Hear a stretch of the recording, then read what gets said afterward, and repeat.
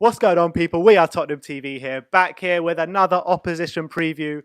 Our resident and most favourite Newcastle fan, Lee from Newcastle Fan TV, to join me to preview the game on Wednesday night at the St James's Park. Obviously, Jose Mourinho has never won a game at St James's Park, much to your delight. But there is a first for everything, as they say. Lee, how are you? Yeah, records are there to be broken on, as I say. Yeah, I'm good. Looks like we're starting to get a bit back now into normality. So get the season done, and let's hopefully we can get back to the stadiums next season. So obviously, I think we spoke earlier on in the season, and you weren't too happy with Steve Bruce. You weren't sure if he was the right man for the job. How are you feeling about that now, seeing as he's done quite a good crack of the whip this season? Yeah, the start of the season, look, you lose Rafa Benitez and you come down to Steve Bruce's level. No disrespect at the time. It was like, I look at his CV. Managing Sunderland's got nothing to do with it. We've got ex-Sunderland players. I just looked at for that CV's not grabbing out at me. It's like Villa, Hull, Birmingham, Wigan. It's like, really? And the media were playing, he's a Geordie and he loves Newcastle. I'm not having none of that. I don't care if you're an alien and you got a great CV. That you'll do well for me. But obviously his first win came at your ground when Joe Linton scored on that red-hot day. And yes, I like to forget those moments. Sorry, a reminder, you and Si were a little bit deflated when we're chatting to you just round the corner. Yeah. But that was a great day, but there hasn't been many, I think. But fast forward towards the end of the season, if you told me that after 32 games we're safe, quarter-final of an FA Cup, I think you would have bit your hand off at that. But we all know there's a takeover looming, and that might have a question mark around his future.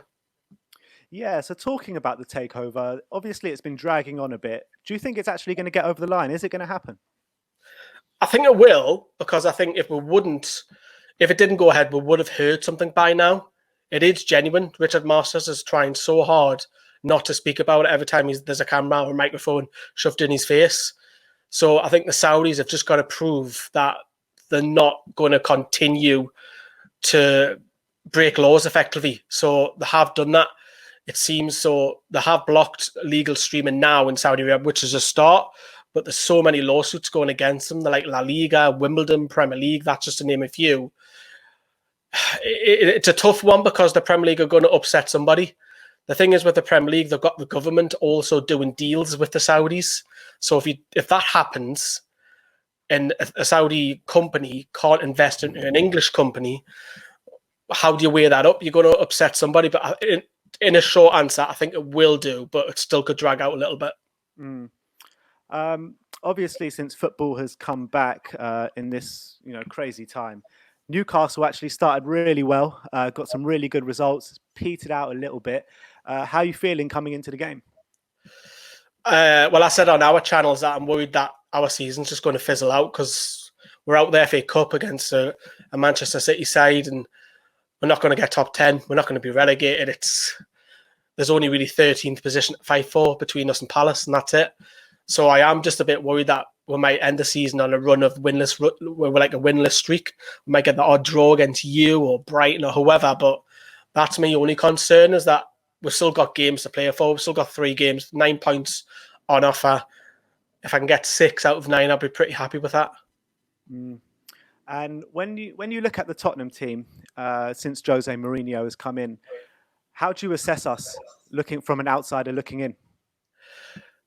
From an outsider, I don't think he's progressed massively. I think a manager still needs time. Obviously, Pochettino still feel that he was sacked unfairly. Hands off, by the way. Yeah, well, like I said to you on our channel, do not come at me, DMing me, and then forget what the takeover happens, But I think as you were, I think you're still in a lot of transition. I think your squad, in particular, defensively, you look at Vertonghen and you look at we've got obviously Danny Rose, his future's not there. Alderweireld, there's still a lot of questions around those, and I think that's where you probably need strength. I think the problem is with Harry Kane is you don't want a striker coming in playing second fiddle, knowing that. So I think you've got a lot of chopping and changing over the summer, and I think you've got a lot of average squad players. I think your first 11 is brilliant, but the backbone behind it is not why you're in the top 4. And when you're looking towards the game on Wednesday, how do you feel Newcastle will set up? Are you going to ring a lot of changes, seeing as there's been a lot of football recently? Possibly one or two. I don't think it'll be loads, but at home, I think we'll go back to 4-2-3-1. So that allows a flat back four. There's a problem. Obviously, Danny Rose is ineligible, so you can target Javier Manquillo will be moved over to left back. So there's someone for your right wing to go after. That's somewhere because obviously Costa against Watford giving away a daft penalty when he was moved over to left back. You'll have obviously, I think we've got a problem with Isaac Hayden because we haven't got a natural defensive midfielder. There's another area. But I think we'll try and play on the counter and try and get Miguel Almiron on. And obviously, Alan St. Maximum, who's an absolute joy to watch on the ball. Because Alan St. Maximum can go past 3-4 players on his own. He'll not beat Newcastle long. I guarantee you that. If the takeover doesn't happen, he'll be at another club in 12 months' time, without a shadow of a doubt. And striker-wise, we've got strikers who can't score, unless it's Spurs. No, everyone breaks their duck against Spurs. Let's be honest. It's like we're the team to do that against. But there's a couple of players at Newcastle that used to be at Spurs that I want to talk about. Let's start off with Nabil Bentaleb. Tell me about him, because he hasn't really done it at Newcastle, has he? Nah, he's shocking. Absolute shocking. We thought, oh, this is not a bad coup. It was like out the blue. Obviously, discipline problems at Schalke. Came into Newcastle in January. Made his debut in the FA Cup against Oxford, and he was all right. He was neat. He was tidy, but there was no... He doesn't pass forward. That's the problem. He passes left, he passes right, he puts his foot in, great, but that's all he offers. And there's no... He's stopping the progress of Matty Longstaff for me. We've got a centre-back playing in front of our defensive midfield and Fabian Schär. Bentaleb, since the return of football, has been woeful. Absolutely shocking. Do not want that sign. I know it's a bargain. People might say, oh, it's 8.5 million. Not for me. It's 8.5 million down the drain. Get Matty signed on a long-term deal. There's your answer. What about DeAndre Yedlin? Because there was a lot of hype when Spurs signed him. You know, he's got the speed, but he doesn't have much else. You've just said it. He's great at recovery because his speed helps him out. He can't cross the ball to save his life, and modern fullbacks have got to do that. He's third choice right back now, and that's how far he's fallen. So again, in the summer, I think he'll be off. I could see him potentially going to a Bundesliga club because a lot of the Americans seem to start there or have a progress of their career there.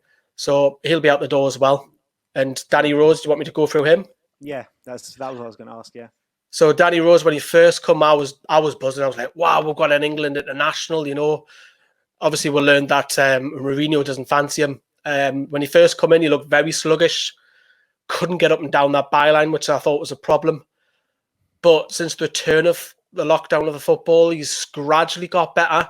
But I still feel like if you're in a car, I think he's still stuck in second or third gear. There's still a lot more to go for Danny Rose. He needs to get down that wing.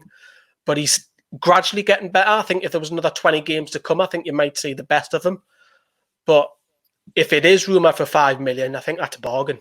Despite his form, I think that is a bargain. Jetro Williams was sensational the first half of the season. I'd prefer to have him over Rose personally. But if you do sign Danny Rose for under 10 million, for 5 million, whatever it is, that's a bargain. It really is a bargain. And look, like I said on your channel, I think if you get him fit, then I think he can be a really, really good player for you. My grandpa is still really upset that you got Danny Rose. Danny Rose was his favourite player completely. Like I said on your channel, I still feel he's the best left back at the club if you can get him fit, which is the big if. Because I don't know if you saw that picture of him during lockdown. He just looked really, when you first got back to training, he just looked so overweight, didn't he?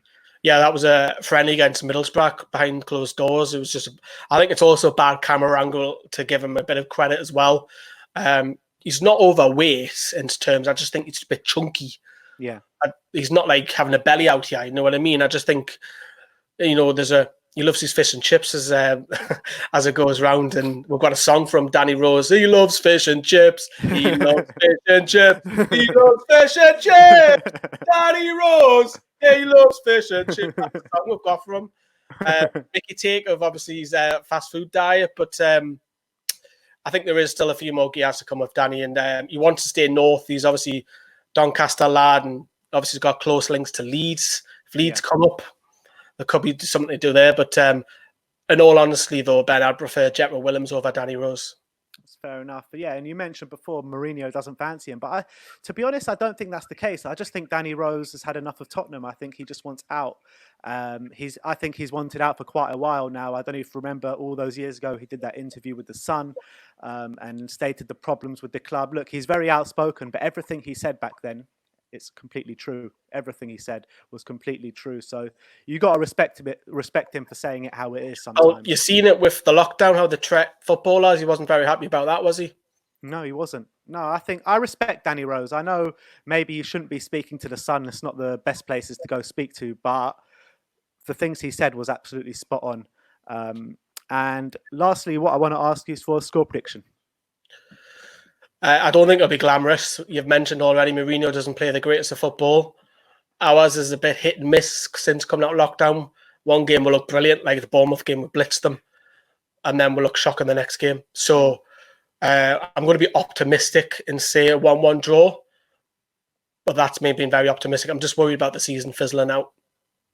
Yeah, I mean, it could easily be 1-1, but I'm going to go for 1-0. I think the Tottenham defence has been kind of sound since we've come back. Apart from that Sheffield United game, I think we've defended well, and that's the hallmarks and the imprint of a Jose Mourinho team, and I think that's what he's doing to us. He's sorting the defence out, albeit our attack has been nothing short of shocking, and I think we're good for 1 goal at least, maybe, hopefully. So yeah, I'm going to go for 1-0 Spurs. We do our post-match fan cam show after the game, so you're more than welcome to come on and give your thoughts. It'll be great to chat to you after the game. Yeah, we will. We've got plenty. If it's not myself, there's 6 or 7 of us, so we can grab one of the lads, no bother. Awesome. So I'll send you the link in the DM. So thank you, Lee, very much for coming on. I gave my thoughts over to Newcastle Fans TV, so go and check out their channel as well for brilliant Newcastle content. The link will be in the description below. And as always, come on, you Spurs.